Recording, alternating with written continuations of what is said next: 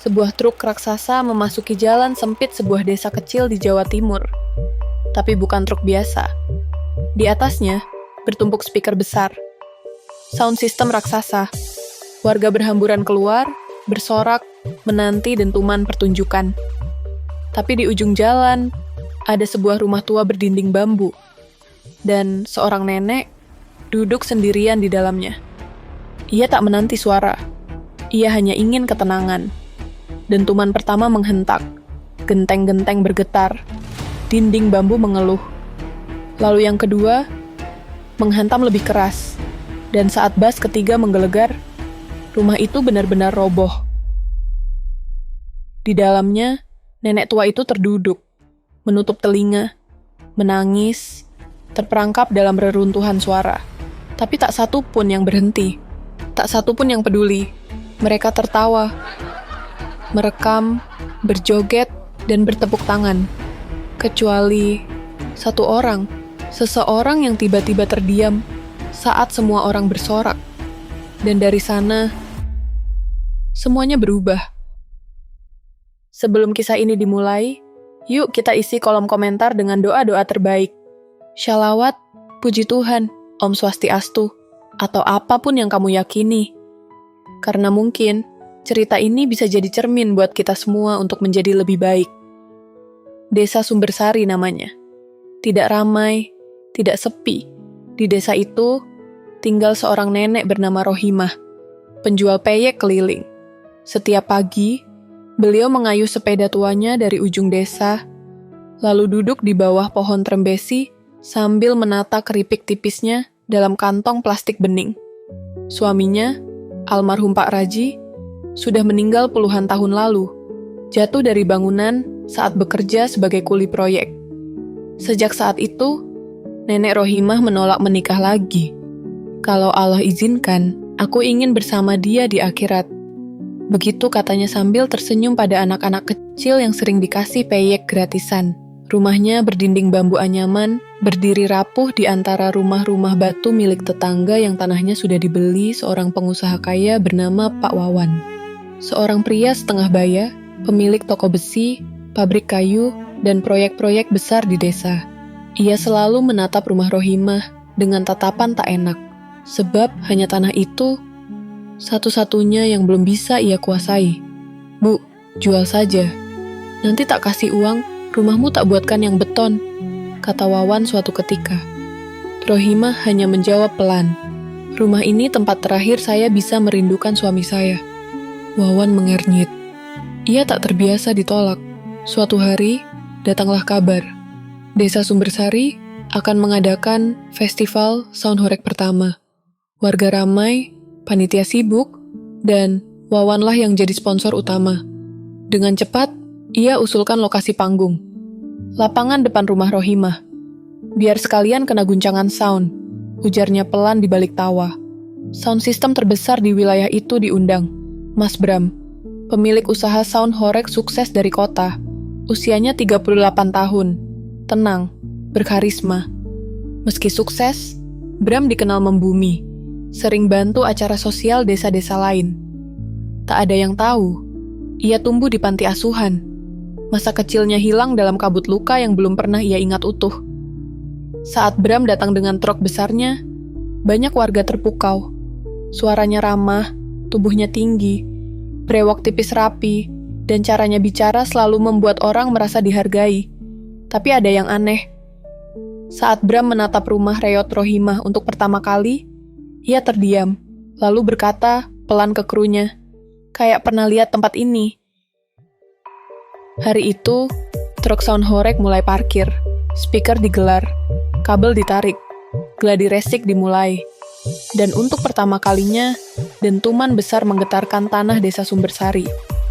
Di antara suara bas yang menggema, dinding bambu rumah Rohimah bergoyang pelan, dan terdengar bunyi kecil. Malam festival akhirnya tiba, lampu warna-warni bergelantungan di lapangan, warga berdatangan. Anak-anak melompat-lompat sambil meniup balon. Ibu-ibu membawa jajanan. Bapak-bapak sibuk merekam dengan HP. Dentuman sound system menggelegar dari panggung yang megah. memecah sunyi desa yang biasanya hanya diisi jangkrik dan ayam tidur. Mas Bram berdiri di sisi panggung, mengatur nada terakhir. Matanya menyapu kerumunan, sampai akhirnya tertumbuk lagi pada rumah reot itu. Ia menarik napas. Semoga nggak apa-apa ya, Bu.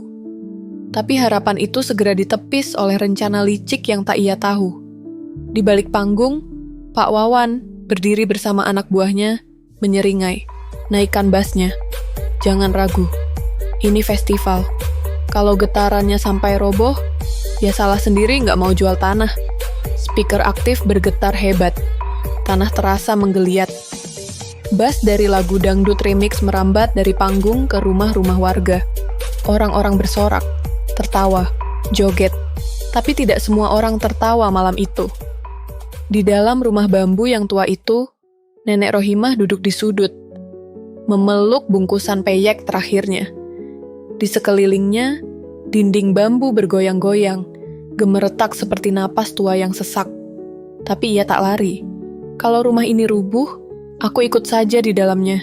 Gumamnya pelan, menatap langit-langit. Di wajahnya, bukan ketakutan, tapi pasrah. Doanya hanya satu, ya Allah, jaga aku, meski tak ada yang mau menjaga. Lalu dentuman terbesar itu datang. Atap depan roboh, tiang bambu runtuh, dinding kanan menyusul, tanah berguncang kecil, kepulan debu menyembur ke udara. Seluruh warga menoleh, tapi bukannya panik, mereka malah bersorak lebih keras, karena dikira itu bagian dari efek panggung. Wah, efeknya mantap. Hore, roboh beneran. Bikin konten, bikin konten. Hanya satu orang yang tidak ikut tertawa malam itu, Mas Bram. Dari balik mixer, matanya membelalak. Ia melempar headset, berlari menembus kerumunan, berteriak, "Stop sound! Matikan! Ada yang roboh!" Semua orang mendadak diam. Musik berhenti. Senter HP mulai mengarah ke arah puing-puing rumah bambu yang kini tak lagi berdiri. Di antara debu dan serpihan, terlihat sosok tubuh kurus. Terduduk lemah di atas tanah. Nenek Rohimah. Matanya terpejam. Tangannya masih memeluk tas berisi peyek yang remuk di dalamnya. Bram mendekat, menyingkirkan kayu dan bambu di sekelilingnya. Hatinya berdetak kencang. Entah kenapa, ada perasaan yang tak biasa. Bu, dengar saya. Ya, Bu, ini saya, Bram. Rohimah membuka mata pelan. Pandangannya buram. Tapi dari sela kelopak matanya, ia melihat wajah seorang lelaki. Wajah yang tak dikenalnya. "Kamu siapa?" Saya cuma mau minta maaf, Bu." Wajah Rohimah bergetar. Ia mencoba tersenyum. "Jangan minta maaf, Nak. Kalau rumah roboh, artinya Allah mau saya tinggal di tempat yang lebih baik." Kalimat itu menghantam keras hati Bram. Sementara itu, Pak Wawan di belakang tertawa pelan. "Wes roboh toh? Nah, tinggal nawar. Nanti kutawar pasca bencana. Murah." Namun yang tak ia tahu, satu tindakan kecil malam itu akan menjadi bumerang besar bagi hidupnya. Karena malam itu, sebuah video berjudul "Rumah Nenek Tertimpa Sound Horeg" mulai viral. Bukan karena kejadian lucu, tapi karena seorang penjual peyek tua duduk diam di puing rumahnya, sambil memeluk bungkusan peyek. Dan dalam frame video itu, terlihat Bram berjongkok, memeluk si nenek. Sementara di latar belakang, warga masih sempat tertawa. Bram menatap rumah yang hancur, lalu menatap langit, dan berkata pelan, "Kalau memang ini kesalahanku, ya Allah, izinkan aku menebusnya." Sebelum kita lanjut ke bagian yang lebih menegangkan, kalau kamu menikmati cerita ini, yuk bantu channel ini berkembang dengan klik tombol like dan subscribe. Dukungan kecil dari kamu bikin semangat kami besar untuk terus menghadirkan kisah-kisah yang lebih seru. Tenang aja, yang menarik baru saja dimulai. Keesokan paginya, Desa Sumbersari tak lagi seramai semalam. Sisa-sisa pesta berserakan di tanah. Bendera sobek, kertas warna-warni yang basah embun, dan reruntuhan rumah bambu yang kini diam dalam debu. Mas Bram berdiri di depan puing-puing itu. Matahari belum sepenuhnya terbit, tapi matanya sudah sembab. Malam tadi, ia tak tidur. Ia menatap sisa rumah itu, dan dalam hatinya berkata, kalau rumah ini bisa bicara, pasti ia tak akan marah. Tapi aku tahu, aku sudah melukai sesuatu yang tak terganti. Rohimah duduk di kursi darurat, selimut menutupi bahunya. Masih lemas, tapi tenang. Matanya memandangi langit kosong tempat atap rumahnya dulu berdiri. Nak Bram, katanya pelan, kamu gak usah risau. Saya gak punya siapa-siapa.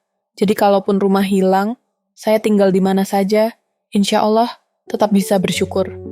Kalimat itu bukannya menenangkan, justru menyesakkan dada Bram.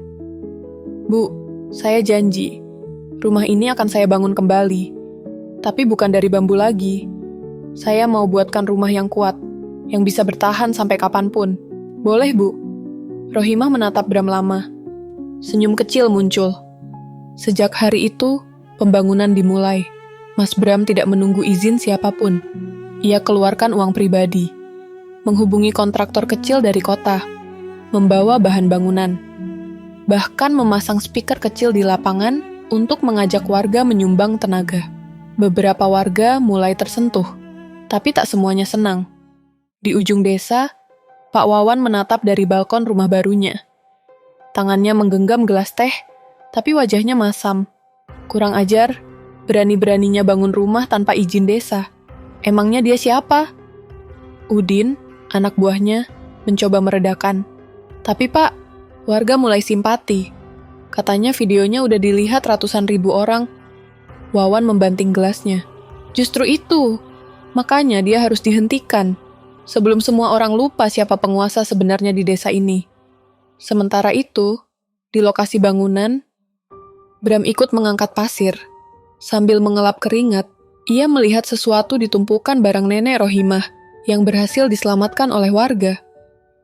Sebuah baju anak laki-laki kecil, agak usang, dan sehelai kain kecil bertuliskan nama, Bramantio. Jantungnya seperti berhenti sejenak. Bu, ini siapa? Tanyanya sambil memegang baju itu. Rohimah tersenyum tipis. Itu punya anak saya. Dulu hilang waktu usia 5 tahun. Pasar malam, rame. Saya tinggal sebentar. Dia hilang. Gak pernah ketemu lagi sampai sekarang. Bram tak menjawab, tapi matanya berkaca. Di tempat lain, Dina, jurnalis muda desa, tengah menyusun artikel. Ia tak sengaja melihat potret lama milik warga tua, foto pembangunan masjid desa tahun 1990-an. Di foto itu, terlihat dua pria berdiri bersisian, Pak Raji, suami Rohimah, dan Pak Wawan muda. Loh, mereka kenal? Gumamnya. Ia mulai menggali lebih dalam. Sore harinya, pembangunan rumah hampir 30%. Warga mulai bantu. Ada yang antar makanan, ada yang bantu angkat batako. Suasana berubah. Dari rumah reyot menjadi rumah harapan. Malam itu, saat Bram sedang duduk di depan rumah yang hampir setengah jadi, Mbah Kodir tiba-tiba datang dan duduk di sebelahnya. Ia berkata pelan, "Nak Bram, kadang rumah yang kita bangun untuk orang lain justru sedang memperbaiki rumah kita sendiri, yang tak terlihat." Bram menoleh, tapi Mbah Kodir sudah tak ada. Rumah Rohimah sudah berdiri hingga setengah dinding. Warga mulai menyebutnya rumah baru Ibu Peyek. Suasananya hangat, anak-anak ikut mengecat tembok, ibu-ibu mengirimkan nasi bungkus, dan bahkan beberapa tukang batu bekerja tanpa dibayar. Cukup diberi makan dan disapa oleh nenek Rohimah setiap pagi. Rasanya kayak bantu ibu sendiri, Mas, ujar salah satu tukang. Sementara itu, setiap hari, Mas Bram semakin terikat secara emosional. Setiap detik mengaduk semen, setiap kali memasang bata, ia merasa seperti sedang menebus sesuatu yang hilang.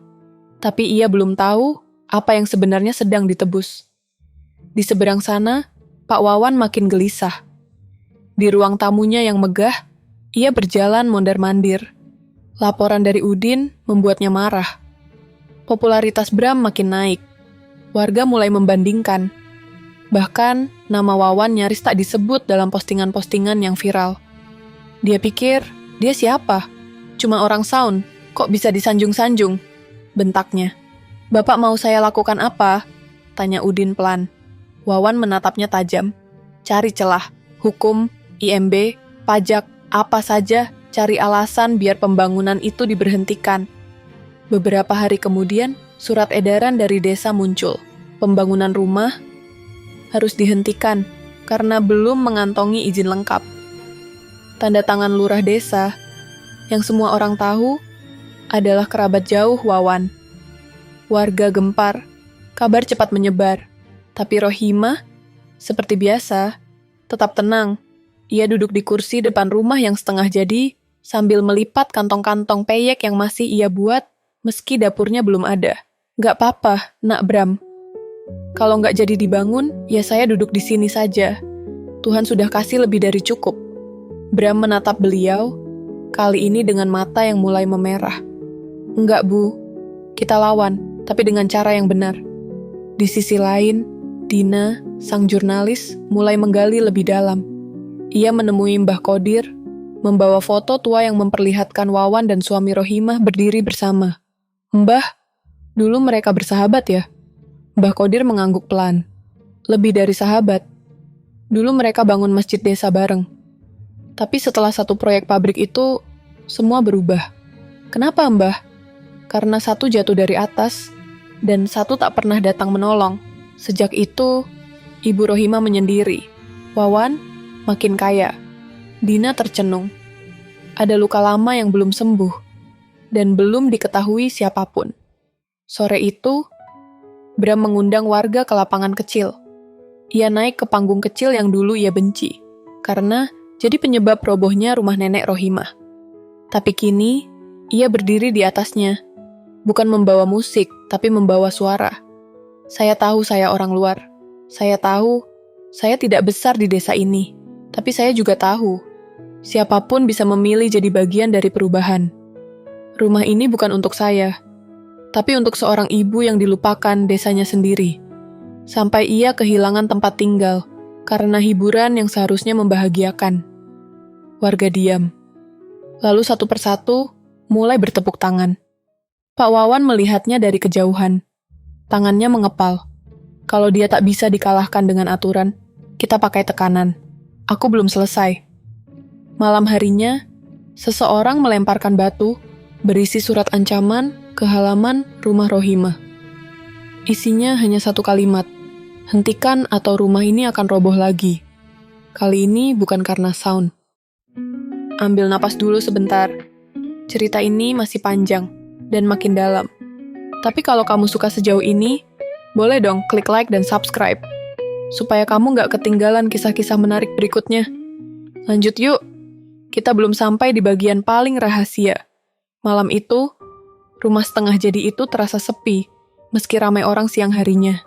Mas Bram duduk sendirian di lantai semen, ditemani cahaya temaram dari lampu gantung darurat. Tangannya memegang baju anak kecil yang ia temukan beberapa hari lalu, bertuliskan Bramantio. Ia menyentuhnya perlahan. Hatinya seperti disentuh sesuatu yang dalam dan lama terkubur. Kenapa namanya sama? Gumamnya. Kenapa rasanya? Aku tahu ini. Tak jauh dari situ, Rohimah tertidur dalam posisi duduk. Tubuhnya lelah tapi wajahnya damai. Bahkan dalam tidur, tangan tuanya masih menggenggam sisa kantong peyek. Sementara itu, Dina bergegas menuju panti asuhan tua di kota sebelah. Ia menelusuri dokumen lama yang sudah menguning, mencari satu nama, Bramantio. Kalau kamu bisa bantu saya cari, mungkin kita bisa temukan sesuatu yang besar, katanya pada pengurus panti. Beberapa jam kemudian, ia menemukan dokumen masuk tahun 1993. Nama tidak diketahui. Ditemukan di pasar malam. Dipanggil Bramantio. Dina menarik napas dalam. Tangannya gemetar saat ia menghubungi seorang temannya di klinik laboratorium. Aku butuh bantuan. Cepat. Aku punya 2 nama, dan aku butuh kebenaran. Keesokan harinya, saat Bram sedang mencampur adukan semen, Dina datang. Mas, aku mau bicara. Ia menyerahkan kertas kecil, bertuliskan, tes DNA diperlukan. Untuk apa ini? Tanya Bram, keningnya berkerut. Dina menjawab pelan. Aku nggak tahu kenapa, tapi kamu dan Bu Rohimah punya terlalu banyak benang merah. Nama, tatapan, bahkan cara kalian diam. Bram terdiam. Beberapa hari berlalu dalam keheningan. Rumah terus dibangun, tapi di hati Bram, sesuatu mulai bergetar. Ia mulai sering mimpi. Mimpi tentang suara keripik digoreng, mimpi tentang tangan wanita tua menyuapi nasi saat hujan deras. Mimpi tentang seorang lelaki bersorban yang selalu menggendongnya dan berkata, "Kamu harus jadi anak kuat." Ia terbangun dengan keringat dingin. Di sisi lain, Pak Wawan kembali bersiasat. Ia menemui lurah, mencoba membekukan semua proyek sosial Bram, termasuk kolaborasi dengan warga. Tapi untuk pertama kalinya, lurah menolak. "Maaf Pak, warga dukung penuh. Kalau saya ikut menghalangi, saya bisa kehilangan kepercayaan semua orang." Wawan pulang dengan wajah murka. Kali ini, ia benar-benar merasa sendirian. Beberapa hari kemudian, hasil tes DNA keluar. Dina membacanya dengan tangan bergetar, 99,8% kecocokan. Ia menangis, bukan karena sedih, tapi karena sadar, ia sedang menyaksikan takdir yang akhirnya kembali ke rumahnya. Sore itu, Bram sedang membantu mengecat dinding luar. Dina mendekat, menyerahkan amplop tertutup. "Mas, ini jawabannya." Bram membukanya pelan. Saat matanya sampai ke angka yang tertulis, dunia seperti berhenti berputar, 99,8% kecocokan. Ia memandang jauh ke arah nenek Rohimah yang sedang menyapu puing-puing kecil sambil bersenandung salawat. Dan tanpa sadar, air matanya mulai jatuh. "Itu ibuku?" bisiknya. Dina mengangguk pelan. "Iya mas, sudah saatnya pulang." Bram berdiri diam. Malam mulai turun. Lampu jalan menyala pelan. Dan dari jauh, Pak Wawan mengamati dengan mata dingin, lalu berkata pelan pada dirinya, "Kalau memang dia anak Rohimah, berarti semua ini harus dihentikan sebelum semuanya terbongkar." Apa yang terjadi selanjutnya akan mengubah hidup Rohimah. Tapi sebelum kita masuk ke bagian itu, yuk bantu channel ini tetap hidup dengan like dan subscribe. Satu klik dari kamu cukup buat cerita-cerita seperti ini terus bisa hadir di YouTube. Oke, siap? Kita lanjut. Sejak menerima hasil tes DNA, Mas Bram jadi lebih banyak diam. Ia tetap ikut membangun rumah Rohimah, tetap menyapa warga seperti biasa. Tapi ada yang berubah. Tatapannya lebih dalam, langkahnya lebih pelan. Dalam hatinya, badai berkecamuk. Kalau aku bilang ke Bu Rohimah, dia senang. Tapi, bagaimana kalau justru itu membuat luka lama terbuka? Ia mengurung semua itu sendiri. Tapi takdir tak menunggu orang siap. Pagi itu, Mbah Kodir datang ke rumah yang hampir selesai dibangun. Ia duduk di bangku kayu, mengunyah pelan sirihnya, lalu menatap Bram. "Nak, sudah waktunya kamu dengar kisah sebenarnya." Bram duduk diam di hadapannya. "Kamu tahu, dulu waktu kamu masih kecil, kamu sering main di sini. Ibumu itu paling cerewet kalau kamu nggak pulang tepat waktu. Bapakmu orang baik, tapi terlalu lembut untuk dunia yang keras." Lalu, suara Mbah Kodir mulai menurun nadanya. Sampai suatu hari, proyek besar masuk ke desa. Bangunan pabrik pertama. Semua senang, termasuk sahabat ayahmu, Wawan. Tapi hari itu, proyek itu merenggut segalanya. Cerita kembali ke 30 tahun yang lalu. Suami Rohimah, Pak Raji, berdiri di atas rangka baja proyek pembangunan. Di bawah, Wawan muda berteriak, "Cepetan, Ji, waktu kita tinggal sedikit." Pak Raji menoleh, lalu hilang keseimbangan. Tangannya menyentuh besi licin. Lalu jatuh. Dari lantai 2, menimpa balok beton. Tak ada yang menolong. Wawan hanya berdiri mematung, lalu pergi, takut dituduh. Sejak itu, Wawan tak pernah datang ke rumah duka, tak pernah minta maaf, dan tak pernah berhenti memperluas tanahnya, sampai hari ini, ujar Mbah Kodir dengan mata berkaca. Bram mengepalkan tangan. Jadi benar, dia penyebabnya. Mungkin bukan sengaja, tapi bukan berarti bebas dari tanggung jawab. Sementara itu, Pak Wawan makin kalap. Ia tahu warga makin mendukung Bram. Ia tahu kedok lamanya mulai tercium. Maka, ia rancang rencana terakhir. Malam nanti, rumah Rohimah akan dibakar. Direncanakan seperti kecelakaan korsleting. Diam-diam, tanpa jejak, ia memberi instruksi ke Udin, anak buah setianya. Tapi Udin tampak ragu. "Pak, rumah itu buat ibu tua. Masa iya? Kalau kamu gak mau, kamu bisa pergi," bentak Wawan. Udin menunduk, tapi hatinya gelisah. Malam itu, ia menyelinap pergi dan menghubungi seseorang. Sore itu, Bram sedang mengecat jendela. Rohimah datang sambil membawa minuman. "Nak, saya punya sesuatu buat kamu." Ia menyerahkan kotak kayu kecil. Di dalamnya, sepasang sandal kecil, secarik kertas berisi doa harian, dan sebuah foto lusuh anak kecil bersama ayah dan ibu. Dan Bram mengenali dirinya. "Itu anak saya. Namanya Bramantio. Sama seperti kamu." Bram menahan napas. "Bu, iya nak. Saya pikir saya itu..." Belum sempat Bram melanjutkan. Suara motor Udin terdengar keras dari kejauhan. Udin turun terburu-buru. Nafasnya memburu. "Mas Bram, Bu Rohimah, cepat keluar dari rumah. Malam ini, mereka mau..." Udin terdiam. "Mereka mau bakar rumah ini. Pakai bensin. Jam 2 malam nanti." Rohimah menggenggam tangan Bram.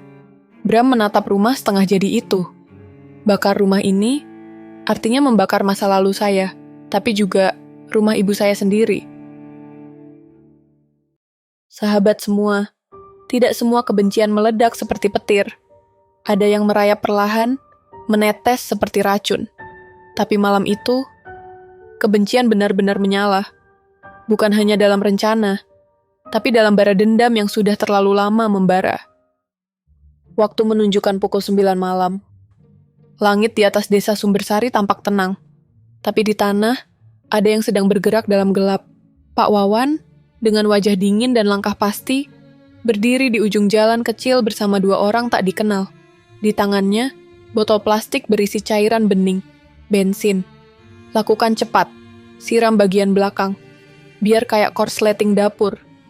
Jangan sampai warga lihat," bisiknya. Di tempat lain, di dalam rumah yang sudah hampir rampung, Bram, Rohimah, dan Udin duduk bersama dalam diam. Tak ada satupun yang bicara. Mereka menunggu. Bukan karena takut, tapi karena bersiap. "Mas, kalau mereka datang, rumah ini bisa habis," kata Udin.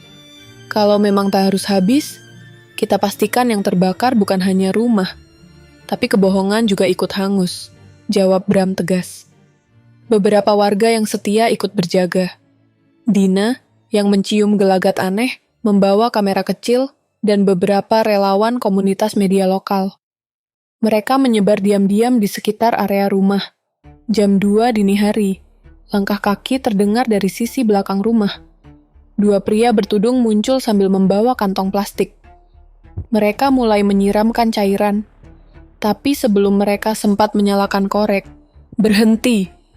Cahaya senter dan lampu sorot HP menyala bersamaan.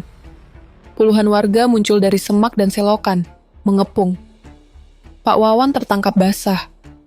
Matanya terbelalak, tangannya gemetar. Kalian semua mengkhianati saya?" Lurah desa datang dan untuk pertama kalinya berdiri di sisi warga. "Kami tidak mengkhianati, Pak. Kami hanya..." Akhirnya membuka mata. Bram maju perlahan. "Saya nggak akan balas dengan bensin, Pak, tapi dengan kebenaran." Polisi dipanggil. 2 pelaku diborgol. Wawan masih berdiri mematung. Saat polisi menyentuh bahunya, ia tiba-tiba berteriak, "Aku tidak bunuh Raji. Aku tidak tolong. Iya, tapi aku bukan pembunuh." Semua orang terdiam. Nenek Rohimah perlahan maju. Air matanya menetes. "Aku tidak pernah menyalahkanmu, Wawan. Tapi dosamu bukan karena membunuh. Dosamu karena lari." Wawan tak bisa menjawab. Untuk pertama kalinya, ia menangis. Beberapa jam kemudian, saat semua sudah tenang, Bram dan Rohimah duduk di beranda. Rohimah berkata pelan, "Terima kasih, Nak. Sudah jaga rumah ini." Bram menoleh. Bu, boleh saya bilang sesuatu? Apa itu? Saya bukan cuma jaga rumah ini, saya juga sedang mencari rumah saya sendiri. Rohimah tersenyum kecil. Kamu sudah sampai, Nak. Rumahmu di sini. Bram menunduk, menghela napas, lalu mengangkat kepalanya. Saya anak ibu. Saya Bramantio. Rohimah mematung. Matanya menatap tajam. Bibirnya gemetar. Lalu, air mata yang tertahan puluhan tahun itu tumpah. Ya Allah, kau pulangkan anakku. Rohimah memeluk Bram erat. Tubuhnya yang kecil gemetar dalam pelukan itu. Tak ada kata yang bisa menggambarkan perasaannya. 28 tahun, menunggu. Dan akhirnya, anak yang hilang itu pulang. Bukan dengan harta, bukan dengan jabatan, tapi dengan kebaikan. Kamu anakku, kamu Bramantio. Bisik Rohimah, air matanya tak berhenti. Bram membalas, menahan isak. Maaf Bu, saya telat pulang. Pagi itu, desa Sumbersari tak seperti biasanya. Warga berkumpul di depan rumah baru Rohimah. Rumah itu kini berdiri megah tapi sederhana. Dicat putih bersih, dengan jendela kayu dan halaman kecil tempat pohon kelor ditanam oleh Bram sendiri. Di depan rumah, dipasang papan kayu sederhana bertuliskan, Rumah Raji Rohimah, tempat pulang yang tak pernah lelah menunggu. Dina, yang sejak awal mencatat semua kejadian, berdiri di pinggir kerumunan. Kamera kecil di tangannya merekam pelukan terakhir antara ibu dan anak. Di matanya, ada haru, tapi juga ada kepastian. Cerita ini akan disebarkan ke dunia. Pak Wawan, yang kini ditahan sementara di polsek, tidak terlihat. Tapi di dalam sel, ia duduk sendirian, menatap keluar jendela kecil. Untuk pertama kalinya, ia tidak memikirkan proyek atau tanah. Ia hanya memikirkan sahabatnya yang dulu jatuh dari atas. Dan dirinya yang jatuh dari hati manusia. Aku salah, bukan karena menjatuhkan, tapi karena tak pernah mau mengangkat. Gumamnya pelan. Beberapa hari kemudian, Festival Sound Horeg kedua digelar kembali di desa. Tapi kali ini, bukan untuk hiburan, melainkan untuk acara amal dan doa bersama. Speaker tetap dipasang, tapi lagu-lagu yang diputar adalah tembang-tembang tradisi, shalawat, dan kidung desa. Bram berdiri di panggung, tak lagi sebagai pemilik bisnis sound, tapi sebagai anak desa yang kembali ke rumah ibunya. Sound horeg itu keras, tapi ternyata suara yang paling menyentuh hati saya justru datang dari wanita tua yang duduk di reruntuhan rumahnya sambil menggenggam bungkusan peyek. Warga terdiam, lalu perlahan bertepuk tangan. Malam itu, setelah semua selesai, Bram dan Rohimah duduk di beranda. Angin malam sejuk. Lampu jalan menyala samar. Di meja kecil, ada 2 gelas teh jahe dan 1 kantong peyek hangat. Rohimah memandang Bram. Nak, kamu masih suka suara keras? Bram tertawa kecil. Sekarang, saya lebih suka suara adzan, suara ibu masak, dan suara tawa ibu saat peyeknya laku. Rohimah tertawa juga. Kamu tahu, Nak, dulu ibu tiap malam nyebut nama kamu di sujud terakhir. Bertahun-tahun. Kadang ibu mikir, Allah nggak jawab. Bram menggenggam tangannya. Allah selalu jawab, Bu. Tapi kadang, dia menunggu waktu yang tepat. Beberapa bulan kemudian, Desa Sumbersari punya 1 tempat baru. Rumah pelatihan suara and usaha kecil. Didirikan oleh Bram dan Dina. Dindingnya dihiasi foto-foto pembangunan rumah Rohimah dan kutipan, takdir bisa dibelah. Tapi suara cinta akan selalu menyatukan kembali. Teman-teman, bukan rumah besar yang bikin kita pulang, tapi suara yang mengingatkan siapa kita sebenarnya. Suara seorang ibu, suara masa kecil, suara hati yang tidak pernah menyerah meski dunia berisik. Dan bagi Bramantio, suara itu akhirnya terdengar setelah 28 tahun diam. Kalau kamu suka dengan cerita ini, klik tombol like sebagai tanda kamu ikut menyaksikan perjuangannya. Dan jangan lupa subscribe agar kamu tak tertinggal kisah-kisah lain yang mungkin menyentuh sisi terdalam dirimu. Terima kasih sudah mendengarkan sampai akhir. Sampai jumpa di cerita berikutnya.